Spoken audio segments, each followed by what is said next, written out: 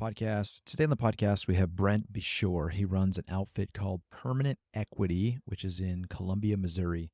Now, it's a private equity firm that doesn't function like traditional private equity. And if you don't know what private equity is, it's basically they buy businesses, they operate them, and then they grow them and then either sell them or hold them. And so permanent equity actually holds companies over the long term. And so that's a nuance that in how they work and how they operate their equity firm. So Brent talks about that, and it's very interesting. And then he also talks quite a bit about his journey from being an atheist to being a believer, and from his 20s, being all invested and all basically worshiping success and worshiping, accolades from the world.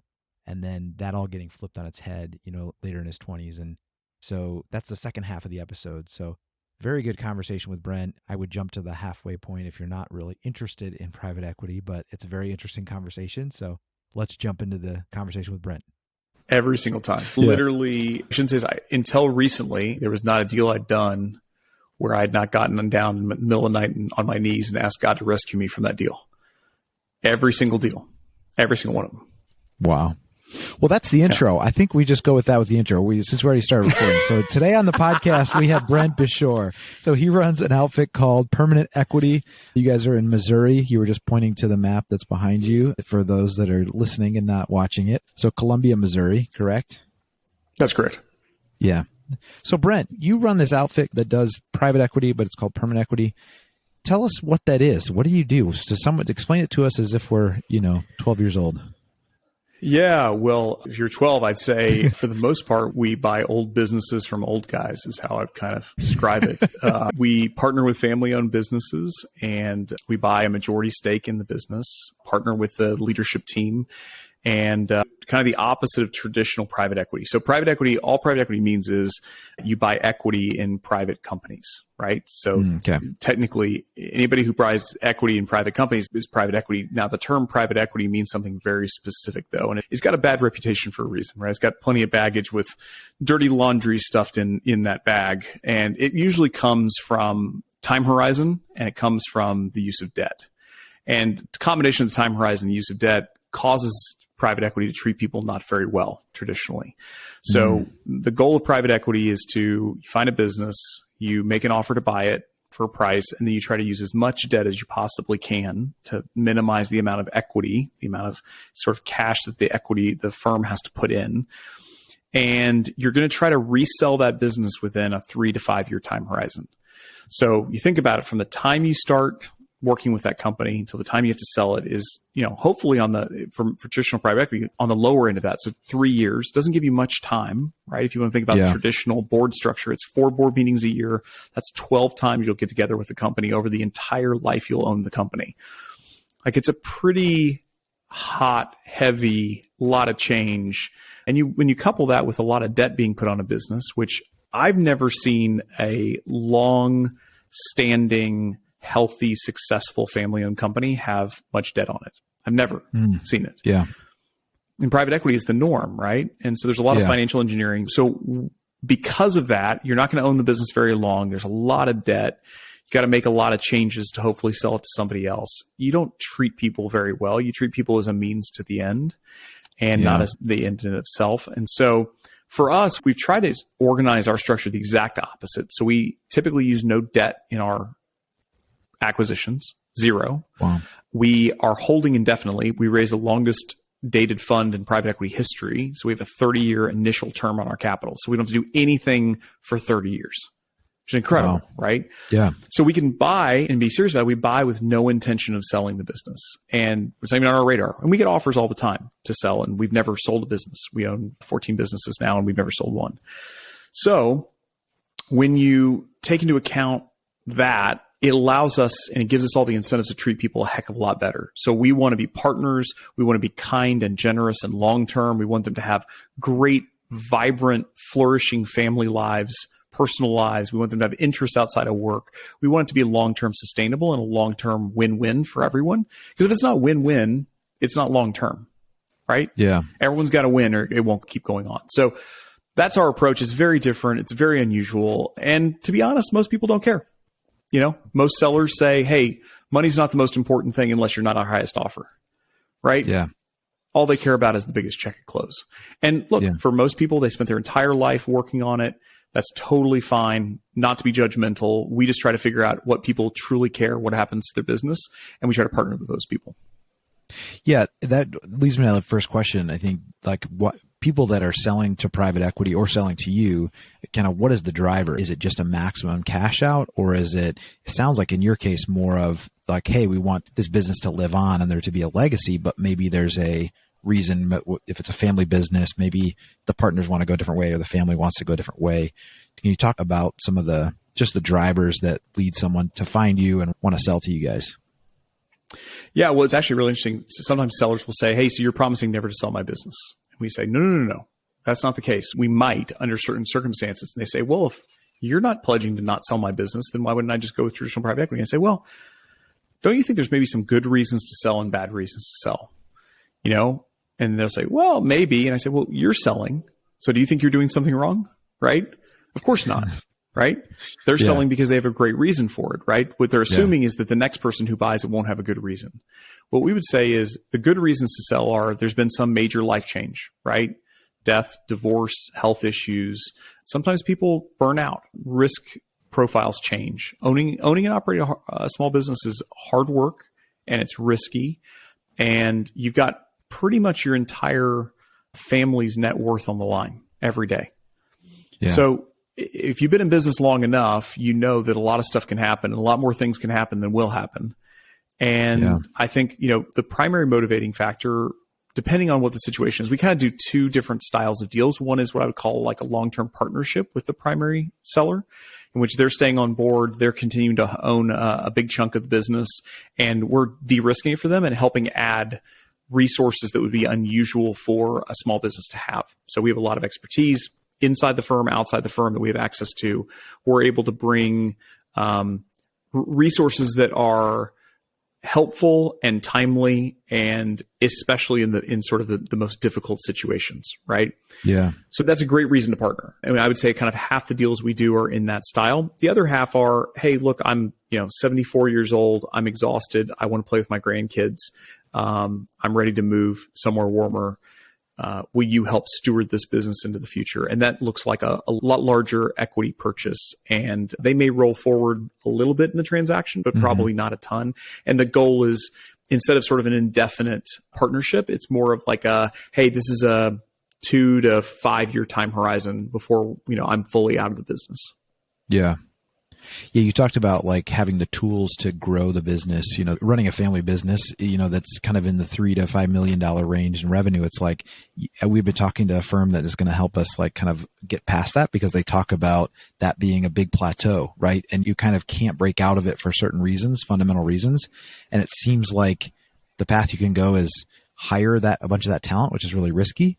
Like if you're not considering like a private equity, like a firm like yourself. So can you kind of speak to that? Because I think that's probably right in the wheelhouse of what you guys deal with, which is you're helping them unlock that growth for one reason or another. It's not getting unlocked.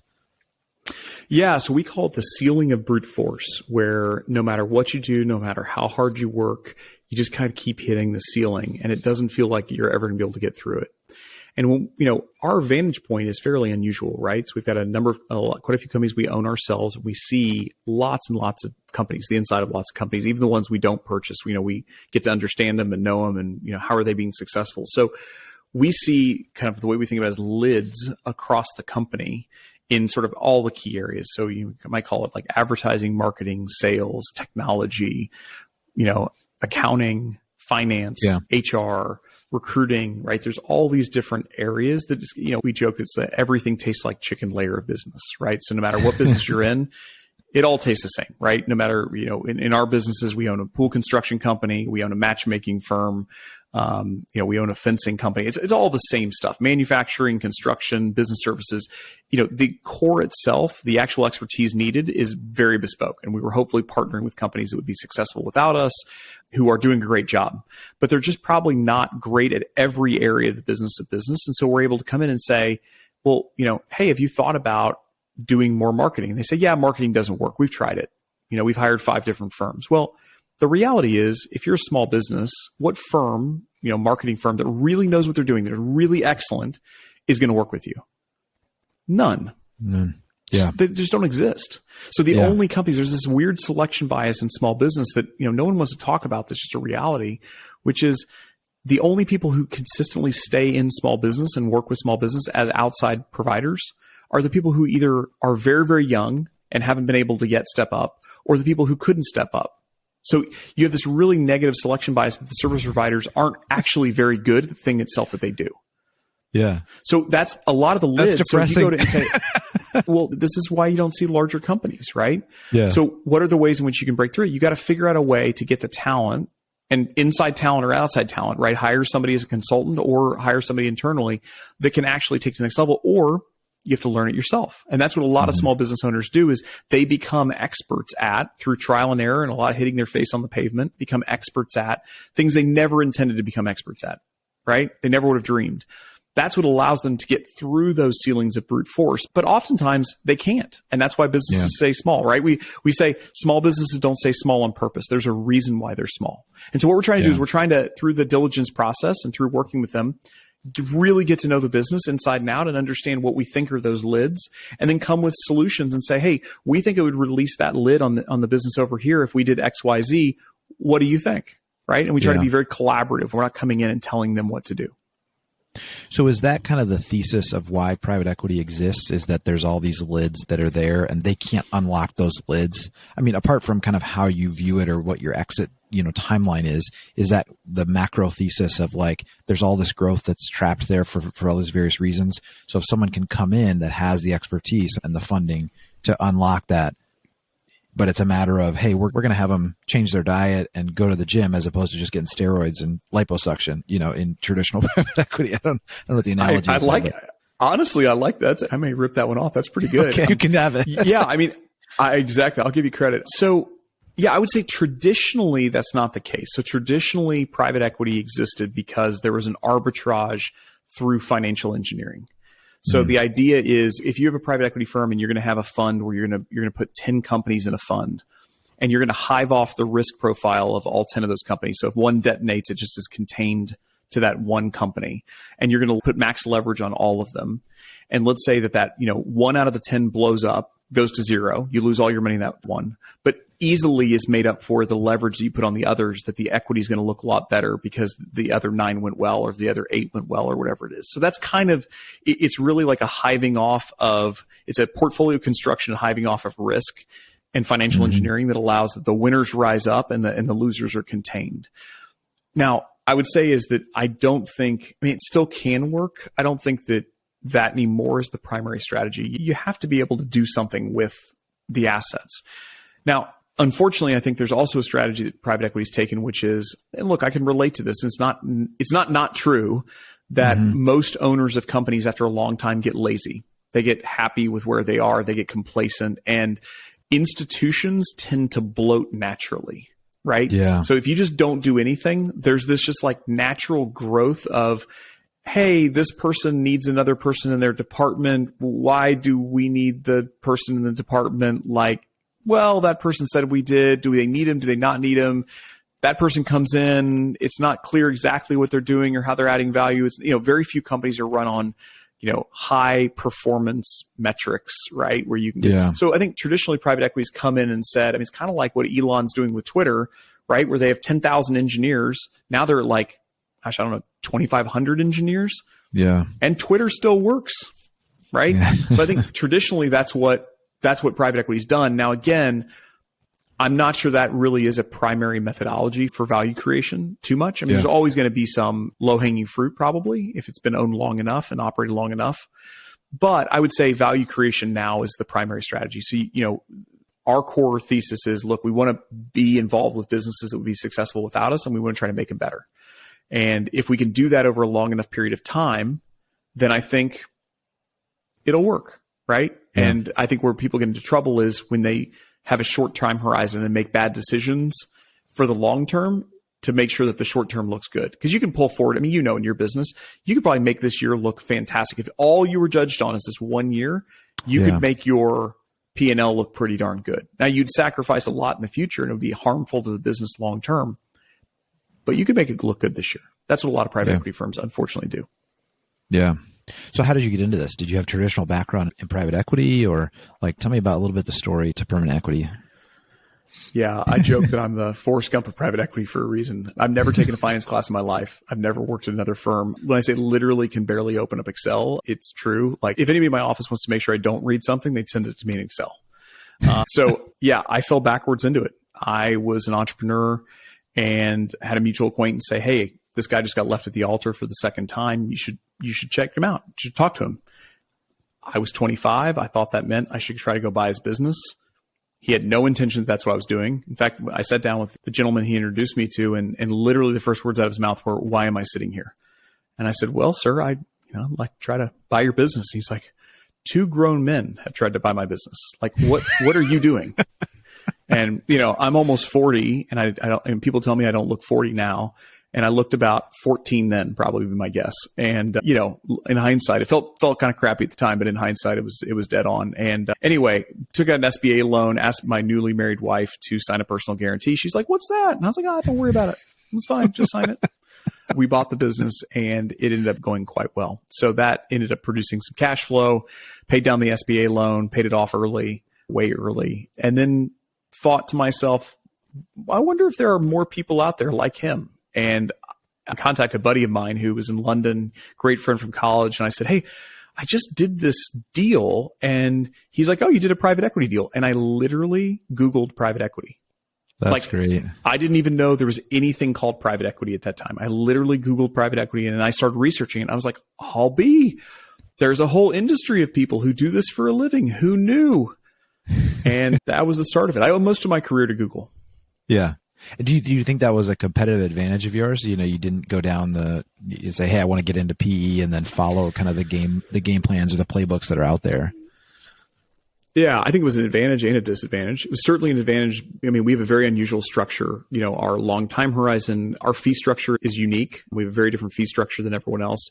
And all those are just first principles thinking, right? Like, what if you didn't come from any background? What if you just came into it fresh? Like, that's how we came to those conclusions. It also is a hindrance in the sense that, like, we battled on so many fronts for so long, and then somebody would come along and be like, "Oh, well, this is just how everyone else does it. Why don't you do it that way?" And we're like, "Oh, that would have been helpful to know 2 years ago." Like, great. There are best practices. So anyway, I would say anymore, we try to be different in areas that we feel very passionate about and try to not be different in areas that people have figured things out. Yeah. Try to have high humility and learn from the best of what others have done. So how do you staff like your organization then? Like, you don't go find people that worked in private equity, right? I mean, you kind of have to grow them internally, or tell me about that a little bit. Yeah, it's something I'm proud about. Everyone who works here has been an operator. So we don't hire anybody and when I say anybody, I mean literally the person who's managing our real estate and is our chief of staff, like, used to manage 100 plus people in a big real estate firm. Like, all of our financial staff had been involved in businesses, right? So until you've operated a business, and Mike, obviously, this because you're an operator, but you have a lot of friends, family members who've never operated. They just don't get it. They don't understand what's important, what's not important. If you've never been there, things you think are important aren't important, and vice versa. Mm-hmm. And so our view is, look, we're not hiring people out of traditional private equity. I mean, maybe someday we will, but for the most part, like, it's so ingrained, this alternative universe that makes sense in the context of the industry, but in first principles doesn't make sense. Yeah. That I don't want to bring that into the organization. What we want is people who have original thoughts, think from first principles, and who have been operators. They have a feel and have empathy for the people that we work with. We're advising, we're partnering with entrepreneurs and with operators. We certainly don't want to tell them things that we have no idea what we're talking about. And I feel like that's traditionally, it's this sort of the old adage of the private equity firm flies in from the coast and says, "Well, why aren't you guys doing all these things?" And then they're like, "Oh yeah, we'll think about it." And then they, go off and are like, "Oh my gosh, those people have no idea what they're talking about," right? Because they don't. If you've never been an operator, you just cannot understand what it's like to be an operator, and you can't face the challenges. All operators, no traditional private equity, really no one from traditional finance either. Yeah. Wow. Yeah, I can see how that would be an advantage, because it's totally just a perspective thing. I mean, they have a perspective and a real reality-based insights on what they're doing. Yeah. So I have a question, kind of bring it around to fatherhood a little bit. You're a father. That's why you're on this podcast. Having done a lot of deals inside of family businesses and seen the insides and kind of the nuances of maybe operators and how the business has taken a toll and maybe taken their life in certain ways, I'm curious how you think about permanent equity and your kids, and do you want them in the family business, and how do you think about it, like kind of post Brent, like what does that look like? Yeah, it's a great question. To be honest, I don't know. I'm, in terms of what I want for my girls, like I want them to know the Lord, and I want them to live great lives, which are not easy lives. And I think that there's a danger of, of course, spoiling kids, and my worst fear is that they are, somehow like trust fund kids. Right. And so I don't want that for them. I also don't want them. There's some unnecessary hardship. Like, I think my wife and I, that we talked about in terms of resources to them, it's enough to do something, but not enough to do nothing is kind of, now what does that mean? What's the Goldilocks of that? We're trying to figure that out. I mean, we've got an idea in our head. We've got a plan right now, but trying to figure that out. Beyond that, look, like, I would love if they would want to work in the portfolio. I'd love if they wanted to get a job here, but they got to get a job that's commensurate with their skill set, with their education, and with their passions. Yeah. And so if one of them wants to go grind in a small business and become the leader of that and, run the business well, and they're performing great, and they want to step up and do portfolio management here and eventually someday have a shot at running it, fantastic. But just because I have 3 daughters, just because they're a, daughter of mine, doesn't mean they get to come in and, be a vice president right out of college. We're not going to play that game. Yeah. I would assume as much, just from what I know about you and what I've read about you, you wouldn't just usher them in like that. But yeah, I think it would be harmful for them. I mean, it would hurt them. I mean, I don't know anybody. I know quite a few children that were raised with a lot of resources and inherited a lot of resources.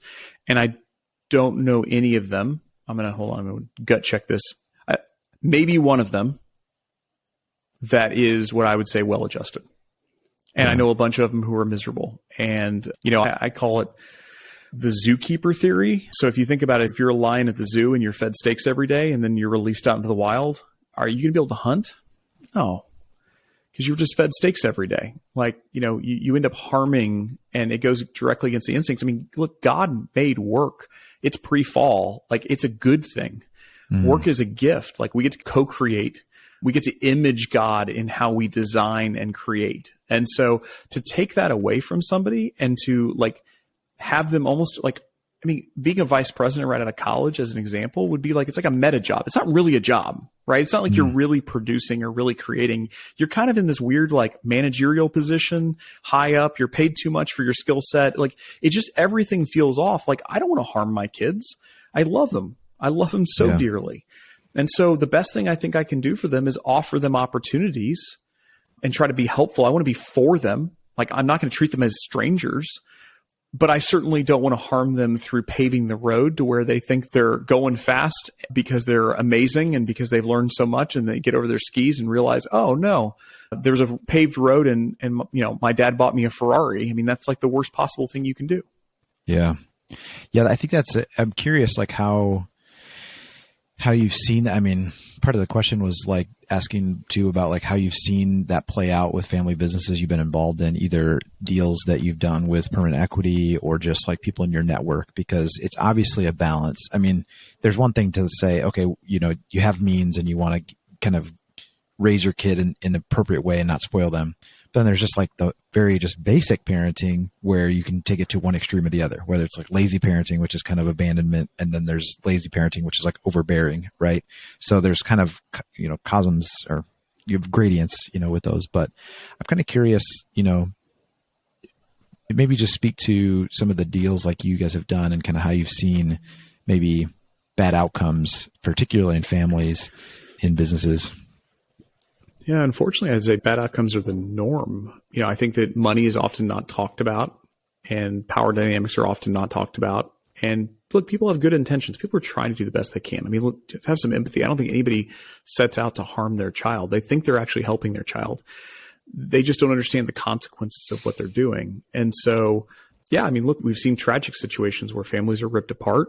Thankfully, for the most part, we've sidestepped a lot of that ourselves. But anytime, I mean, we've walked into plenty of situations and gotten to know the families that are involved and said, woo, there's a lot there. There's a lot of baggage. There's always a lot of baggage for any family, but when you bring that baggage to work and then you unload that baggage in front of a lot of other people, it gets messy quickly.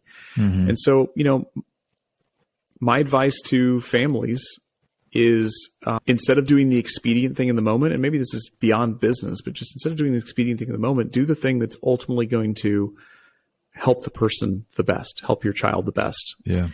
And oftentimes it looks like truth mixed with a lot of grace, right? I mean, if you came to me, Mike, and you said, "Oh man, Brent, I am a heroin addict and I just love heroin and I don't have much heroin right now. Can you help get me some heroin because it makes me feel great?" Would the loving and kind thing to do to be like, "Absolutely, Mike, let me get you some heroin"? No, of course not. It would be, "Hey, Mike, I don't think that's going to be good for you. I think you're hurting your life. I think you're destroying your family. Like, can I come help you not need heroin? Can I help you get into something else that's going to be way healthier for you?" Now, is that loving and kind? Is that going to be a hard conversation with you? Yeah, absolutely.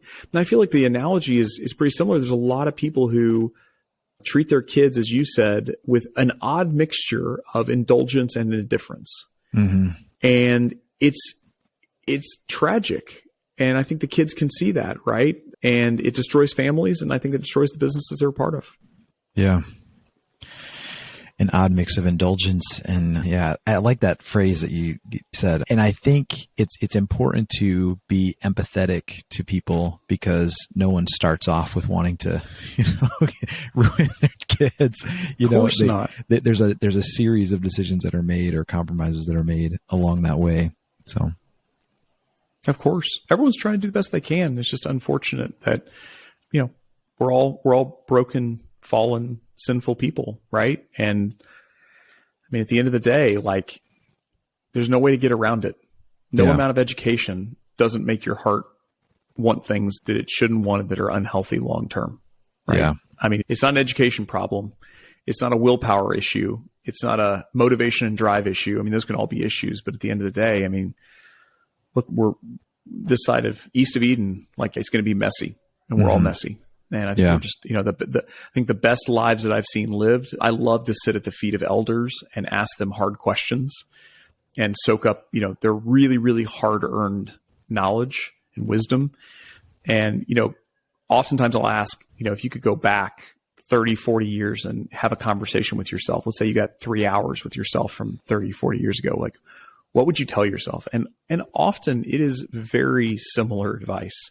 It is, man, get out of your own way. Stop being so prideful. Like, be humble. You don't know what you're doing.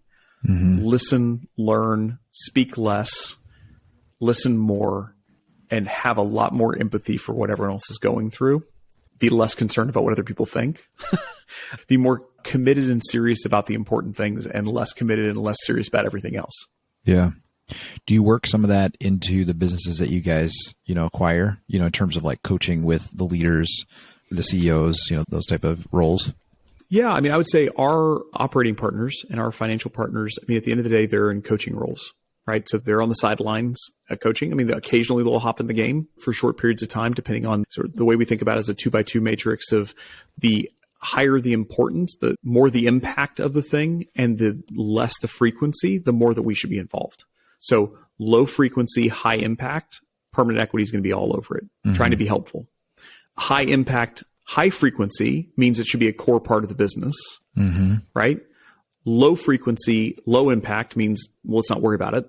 Just move along, right? And high frequency, low impact means it's probably just a kind of a rote thing that, should be part of the business and we really should be focused on. Yeah. So high impact, low frequency. I mean, we are absolutely involved. If you're going to change out an ERP system or hire a new, VP of marketing, those are things that hopefully you're not doing very often. And I don't think the companies, no company's better because they're excellent at implementing an ERP system, unless that's obviously the business that they're in. Yeah. But I'm saying for themselves, like, it's not like afterwards you implement an ERP system and you're like, wow, we've got all this knowledge about how to implement an ERP system. Now it's going to change everything. It's like, no, we just implemented it. Now let's never think about it again, hopefully. Right. Yeah. So those are the low frequency, high impact things that we're going to get involved in. But we're coaching every day and we're trying to be resources. So yeah, I mean, a lot of these principles, we try to be very consistent with how we treat our organizations. We're coming to them with a long history of culture that they've built up over a long period of time. And so we're not trying to say, hey, everyone needs to fit our mold. You need to treat people like this. You need to do this. There are a lot of differences and nuances in our portfolio, but we're definitely trying to move them along a spectrum to be kinder, gentler, more thoughtful, more winsome, longer term oriented, all these things that are sort of core principles that we believe in. Yeah. Where do you see things going in terms of just the market? And, it seems like there's a generation of boomers that are retiring. So some of those have successors, some don't, especially in the family business world. They tend to not, or it tend to be messy. Do you see the frequency of your deals increasing, or, is there going to be more of a flood of businesses that are going to be wanting to sell? Or what trends do you see at the deal level you guys are doing? Yeah, I mean, I would say, there's a big universe of companies that need to transition out there. And, down market from where we are, very few businesses actually should be sold. There's a lot of what we call owner moat. So all of the expertise, relationships are built up into the owner, and the owner carries those things with them. It's a lot of personal goodwill. And a lot of those businesses, frankly, are untransitionable without an apprentice model. So the only way to transition those businesses is you bring in somebody, have them work with you for 3 to 5 years, and eventually they buy you out. Now, a lot of people don't have the resources to do that or the patience to do that. They get sick. There's a death in the family. There's divorce, all the things that would precipitate a major life change. And most of those businesses get shut down, unfortunately.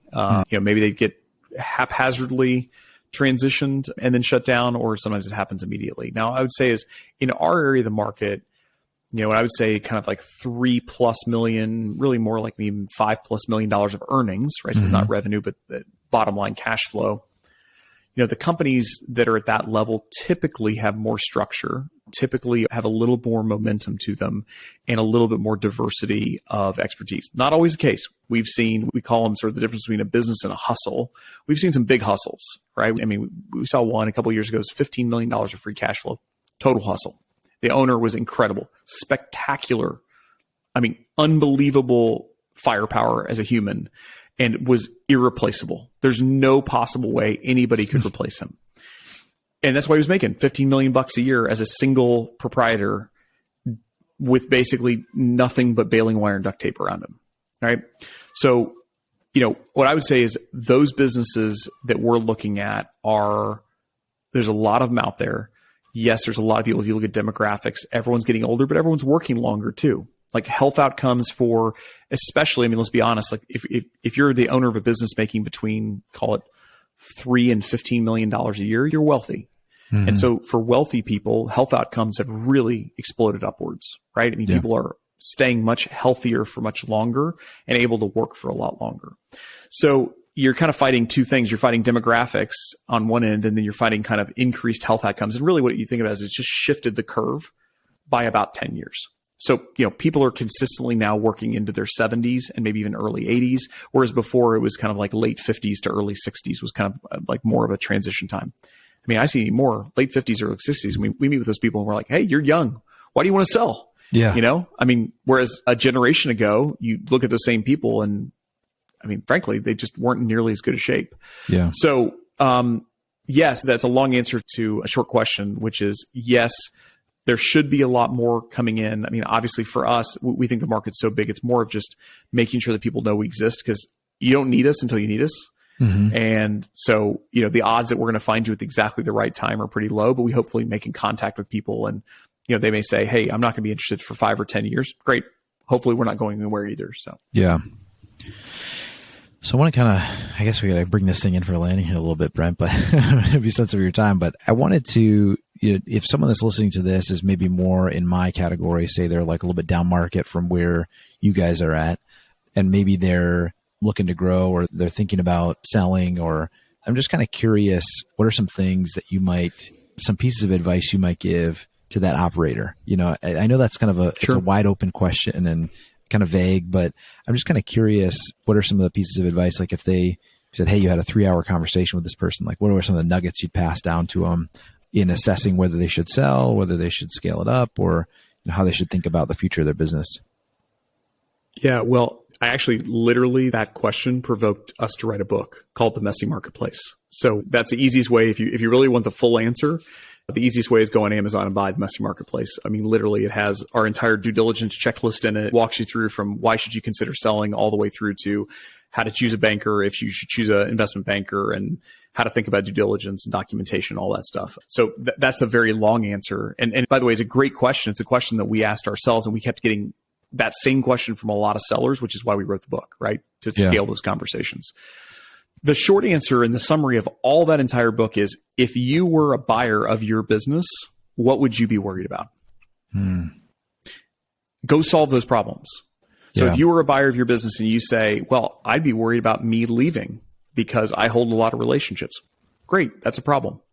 Go fix that. Diversify the access to relationships.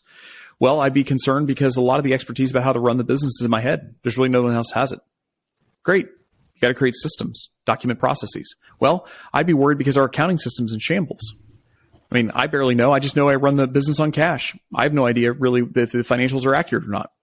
Great. That's a problem. Got to go fix that. You know, it's really that simple. It's just put yourself in the shoes of a buyer and say, what would make that buyer set up? How can I set that buyer up for the best success and for the least worry? And then create a checklist of those things and go get them done. And when you get those things done, your business will be worth probably double what it would be worth before. Like each one of those activities is incredibly value creative because somebody's got to do the work. Either you're going to do the work now and somebody's going to pay you for it, or they're going to have to do the work and take a lot of risk and they're not going to be able to pay you for it. But either way, somebody's got to do the work. That's a good point. I mean, it addresses kind of both markets or both segments. If you want to grow the business or if you want to sell it, it's like you got to get your stuff together, and either you're going to be in a better spot as a business to be acquired or just to continue to operate. So I like that short summary. I mean, if you like that, then you should go buy the book, right? It should give you a bigger I mean, insight, basically, right? It's all the nuance underneath that. But yes, right, that's basically it. Right. I like that. Well, thanks, Brent. I appreciate it. I really appreciate the time. I know we didn't hit a ton on fatherhood, but I kind of wanted to talk more on the kind of what you guys do as a business. And I hope that's valuable for my audience. And you've dropped in some clues there about fatherhood and kind of how to think about that. So thank you so much, man. I appreciate it. Yeah. I mean, I know that the point of this podcast is fatherhood, and maybe I could just parting ways, give you a quick bit of advice. And, I would say I see a lot of men, especially, who are obsessed with their work and who are looking for validation and fulfillment in their work. And it's a lie.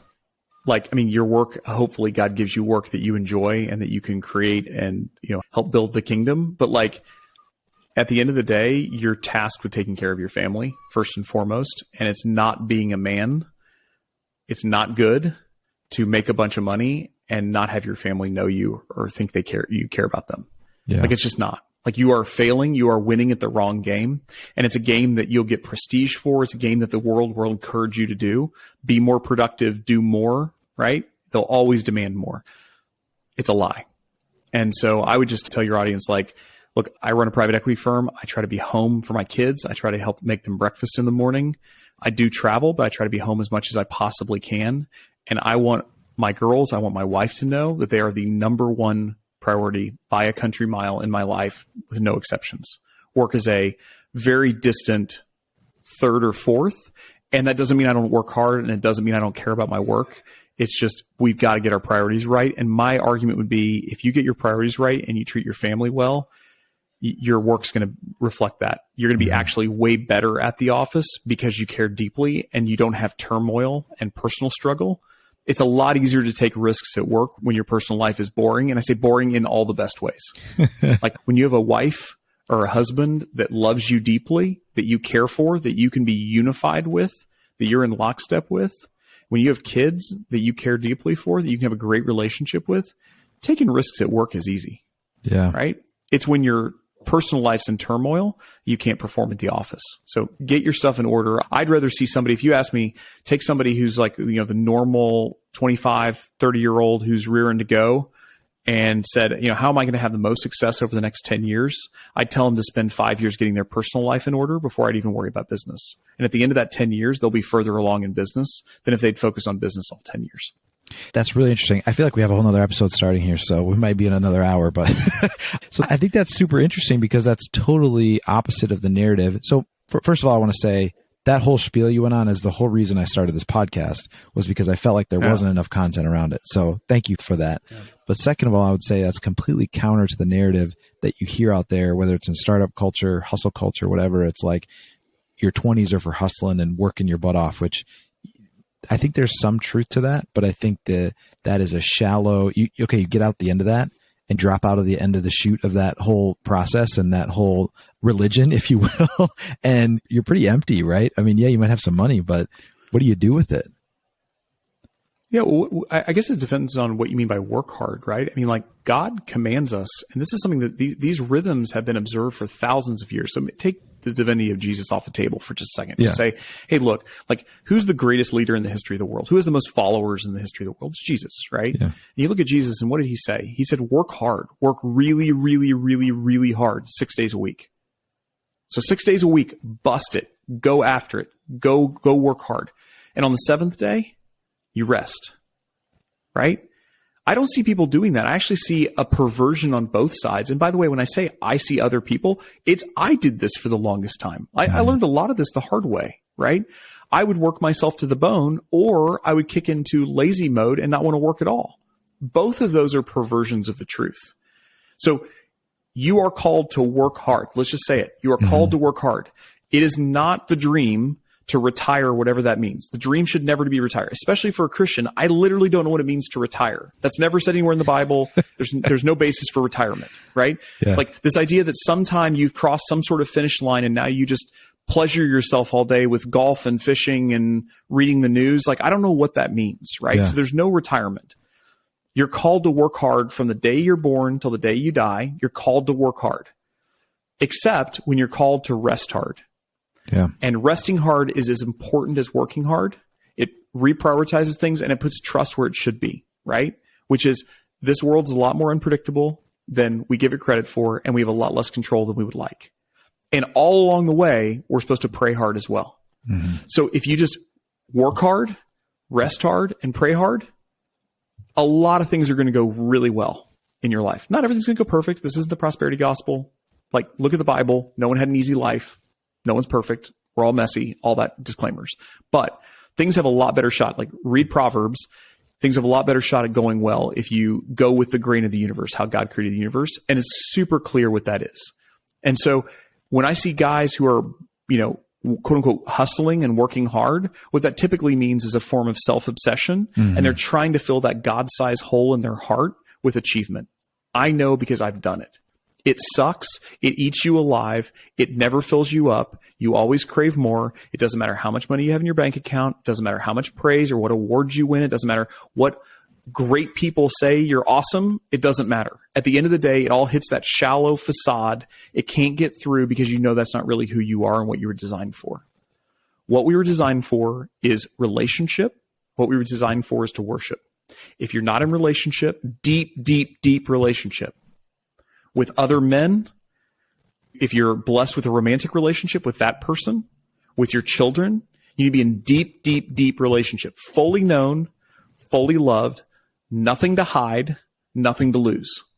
Those are the 4 pillars of it. If you're not there, you are not living life to the fullest. I don't care how many accolades, how much money, how many promotions, any of that stuff. It's all for naught if you don't have that foundation established. And I'm telling you, if you could get that foundation established, it is amazing how your life will transform. Why do people not have that foundation more established? Is it just the pull of the world and the allure, or is it failure to have like positive role models that actually have that, that can exhibit that can be an example, or both? Or talk to me about what's preventing that. I mean, it's the fall of human nature. I mean, but go back to Exodus.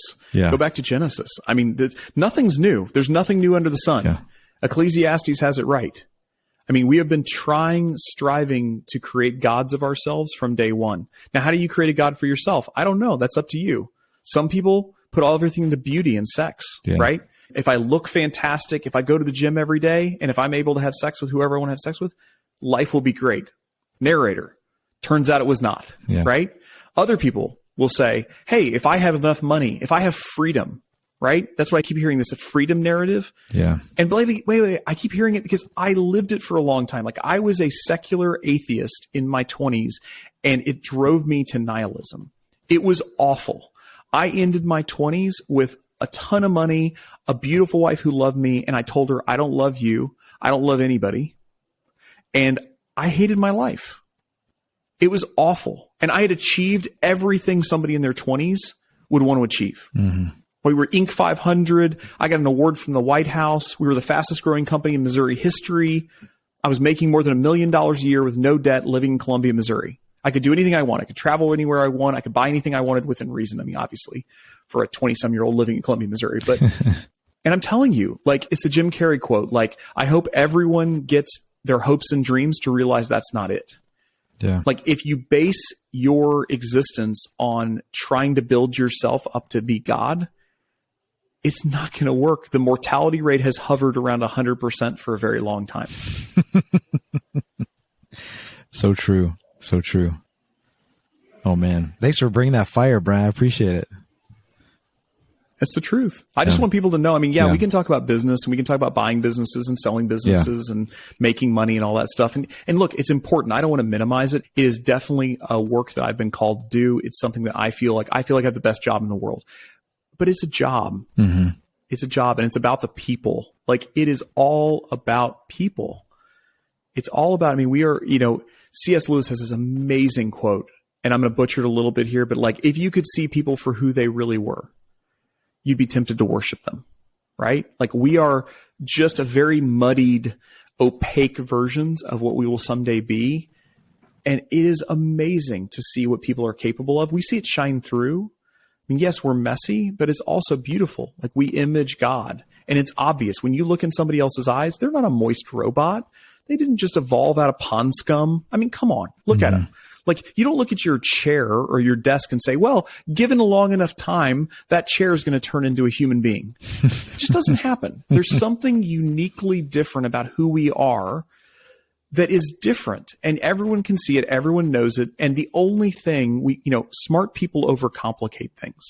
That's why in the Bible, God continues to say, have childlike faith, be like the child, bring me the children. Mm-hmm. Children back in his day were nothing. I mean, they were like property, right? Yeah. I mean, they weren't supposed to be around. I mean, you could do anything you want with them sexually. It was horrific what happened to children back then. It was part of the initiation rites. They thought it was good for them.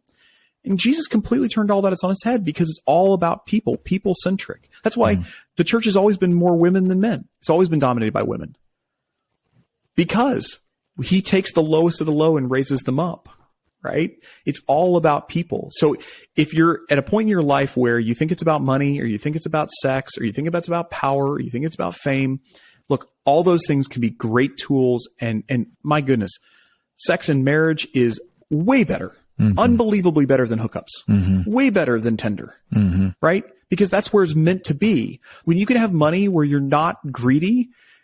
And look, we all have struggled with it. I'm not trying to say that I've licked this or, victory declared, right? Yeah. What I'm saying is if you can have money and look at it as a tool to do good for others, it transforms it. It is unbelievable. If you can use authority and relationships and any sort of fame that you have to help pull people up, it changes their life and it changes your life and is better for the giver than the receiver. So I would just say is if you're listening to this and you're in like sort of rat race of traditional worldly acquisition, sort of the selfish gain. Yeah.